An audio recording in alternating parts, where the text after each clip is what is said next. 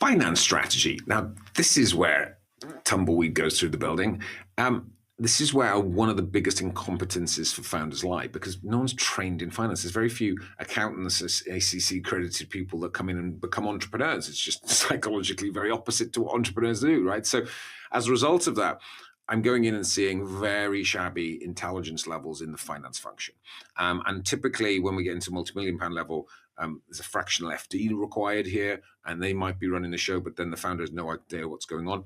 As a founder, we need to understand this stuff. So we need to have the fundamentals in place. It's a big part of what we teach in our program. So you need to understand your P&L like a story. You need to understand your balance sheet and how it interrelates. You need to understand cash flow and cash really particularly, and you cannot have cash flow unless you have a clear sales pipeline. Otherwise, you're just guessing, okay? So you need to join all of these things up. So the first thing in the finance function is intelligence. You need to train yourself on this if you haven't trained, if you don't understand it fully already. So that is the critical thing and the critical gap I see most of the time with finance. Now, the next bit is, what is our financial strategy? Now, a lot of this is what is truly driving finance. Now, we've got to be looking at profitability. So many founders are so focused on on revenue, which I get, but that's insanity a lot of the time. So they say, revenue is vanity, profit is sanity. So we've got to literally be looking at, are we understanding the main drivers of profit? Do we truly understand what we're focused on this year? So from a finance function, are we focused on driving profitability? Are we focused on cash reserves? Are we focusing on building a war chest so we're ready for growth? Maybe it's raising capital this year. A big chunk of the 1 to 10 million scale and beyond is going to be capital raising at some point. So now, what are we raising capital for, right? Because if we look forward, we think people have this delusion that you get to a couple of million quid and suddenly you're flush with cash, and then cash is not going to be a problem. No, the opposite happens. When you start to scale aggressively, if people think revenue goes like that and profit joins it, no, revenue goes up chunkily in steps, and profit goes up and down because we have to invest heavily along the way, and that investment is the difference between why does it look like I got profit on my P&L and I don't have any cash in my bank account. That's partly balance sheet, but it's also really understanding cash flow. So for product-based businesses, I'm working with one right now, superpower in the e-com space, scaled massively and really, really fast. Think we've got it all ready to launch in America, actually, right?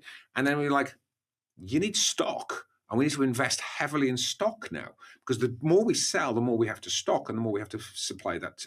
Anyone that's been in product, you start to understand what I'm saying here. Now, where do we get that money from to fuel the stocking requirement? I've seen people go bust purely because they grew so fast the stock couldn't keep up with them. That's criminal. You had the customers, you had everything. You just didn't do the finance function properly. And there's so much opportunity out there, especially as we start to scale. We've got debt and equity and lots of flavors in between now. And as you get, in the early days, much harder to raise capital, right? As we get into the 1 to 10 million space and you've been solid for a little while, okay, now we've got a lot more debt available to us, especially stocking debt and stuff. And there's a lot of cool mechanisms out there. You just got to understand what's there. And you got to have your finances buttoned up, because if you're really, really clear on your finances, it's going to be a lot easier for you to raise capital, all right? But equally, if you're a service-based business and it's talent-led, you need cash to drive talent. Again, it's the next oxymoron, right? We need more talent to be able to drive more service. We've got to keep capacity and delivery on the front edge on that. But cash and cash strategy is key. We've got to be knowing exactly and precise in what we're after, and then lining all of the divisions behind it. I believe all divisions should be leaning behind profit. Profit's the fundamental core driver of all businesses. If we don't have profit, we don't have a business.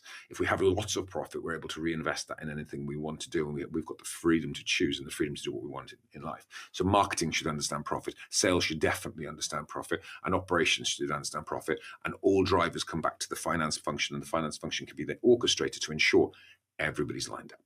So the finance function is critical. And I ask you as a founder, are you really dialed in? Do you really know this stuff deeply? Maybe we need to go back to school, and maybe we need to understand that in depth. By the way, once you do, it's a story.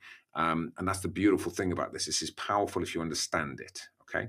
And then the final part of the pillar of the spectrum is my favorite strategy of them all. That's talent.